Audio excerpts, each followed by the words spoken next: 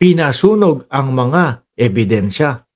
Pagkawala ng Atras ko, pinasunog ang mga ebidensya. isinawalat ng whistleblower na si alias Totoy na ipinasunog umano ng negosyanteng si Atong ang mga cellphone na sinasabing naglalaman ng mga ebidensya sa pagkawala ng mga sabongero. Sabi ni Sekbong Mansilla, sunugin na si Robin para mga Moy Duterte. Hindi, cellphone daw, yung mga ebidensya daw. Iniutos daw ni Atong Ang na sunugin yung mga ebidensya. Kasi sa pagkakaintindi ko ho, mga kababayan, ang sabi mismo ni alias Dondon, wala siya doon sa mismong lugar. At isinesend sa kanya yung mga litrato o yung mga video, no? Ang hirap pong ikwento, ang hirap pong mga kababayan, kasi biruin mo, maririnig mo yung kwento, gagamitan ng ginamitan daw po ng alambre. Biruin mo, napaka-brutal kung totoo ho, di ba? Mga kababayan. Ang ginagawa daw ho, isesend sa kanya yung mga video. So tingin ko, eto yung sinasabi ni alias alias Totoy na pinasunog daw po ni Atong Ang, mga kababayan. Kasi isesend kay Dondon, no? Para siguro kumpirmahin, eto, nagawa na namin yung trabaho namin. Ganun ang pagkakaintindi ko ho, mga bossing. Isinawalat ng whistleblower na si alias Totoy na ipinasunog umano ng negosyanteng si Atong ang mga cellphone na sinasabing naglalaman ng mga ebidensya sa pagkawala ng mga sabongero. Kwento ni Totoy, inutos daw ito bago siya pinatakas sa ibang bansa ni Ang. Dahil dito, hindi na raw niya hawak ang mga litrato at video na magpapatunay sana sa sinapit ng mga sabongero. Grabe, sunugin mo muna yan bago ka tumakas. Tapos may bilihan pa ng bahay dito. Marami daw cellphone na sinira at sinunog, sabi ni Neng Gigi. Pero may isang pinakita si alias Totoy na video ho, mga kababayan.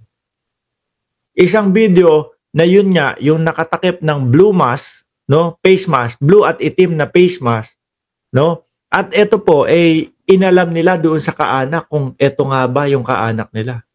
Yes, konfirmado. Kaya lalo pong lumalakas ang paniwala ng mamamayang Pilipino dito kay alias Totoy, mga bossing. Lalo na ho, kapag ang Japan ay nakisali na. Di ba? Dahil po si Secretary Boying Remulla, mga bossing, nakikiusap na manghiram po sa Japan ng kagamitan para masiyasat yung ilalim ng Taal Lake. Kung matataba na daw po ba yung mga tawilis doon. Paglilinaw naman ni Totoy, wala siya sa lugar kung saan isinagawa ang mga pamamaslang at napanood niya lang daw ito sa mga video at litratong ipinasa sa kanyang cellphone. Yun yung iniisip ko doon, mga bossing. No? Wala si alias Totoy, pero dahil nga po, isa siya doon sa parang security o head security ni Atong Ang, send kay alias Totoy, ayan yung mga trabaho namin, tapos na, okay na, ligpit na. No? Yun po yung pagkakaintindi ko.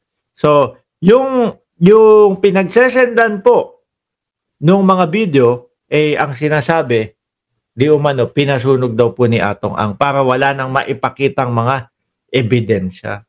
Una, napaisip ako, bakit meron bang gagawa ng mga krimen? Naisip ko lang ho ito meron bang gagawa ng krimen na bibidyohan pa nila?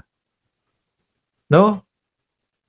Yun yung iniisip ko ako kapag gano'n, gagawa ako ng krimen, hindi ko na bibidyohan, hindi ko na lilitratuhan para walang mismong ebidensya. Ngayon, napagtanto ko na sabi ni alias Totoy, wala ako doon sa lugar. So, para ikumpirma na ito, nagawa na namin yung trabaho namin, sinesend sa kanya.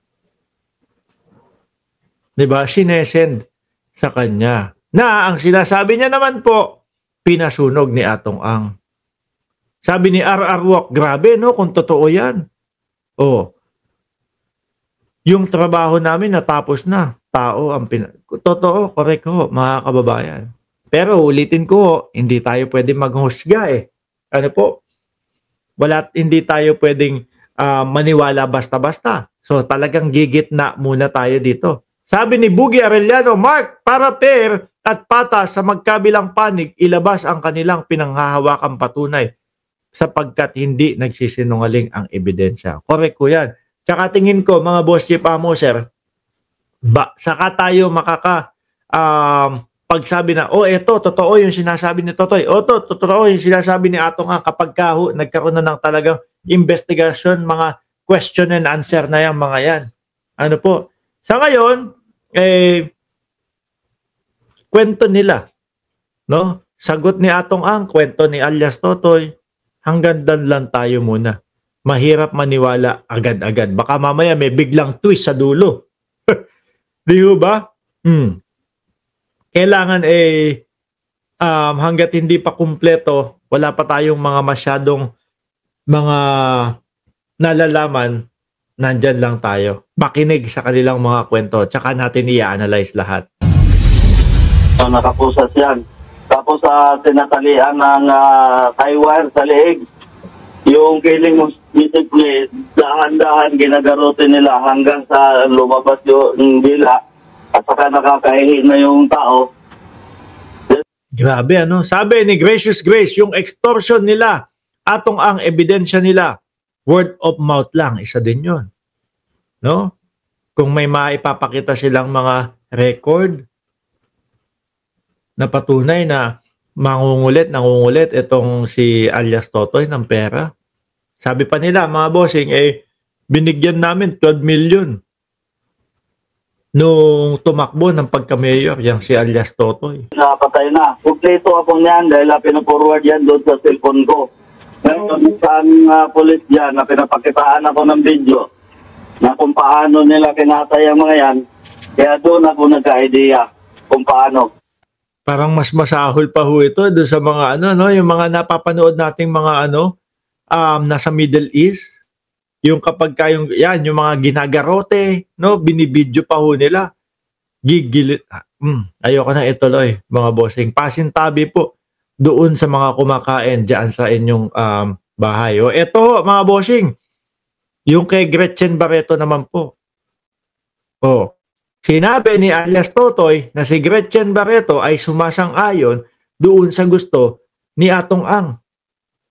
Sabi ni Ruski De Filo, tama, may twist yan sa dulo pag tinahi-tahi both side, pera-pera ang labanan. Yan ang nagsasalita, baka di na-meet ang price na kumakanta. Kaya gitna lang po muna talaga tayo dito. Pakinggan nyo ito, mga kababayan.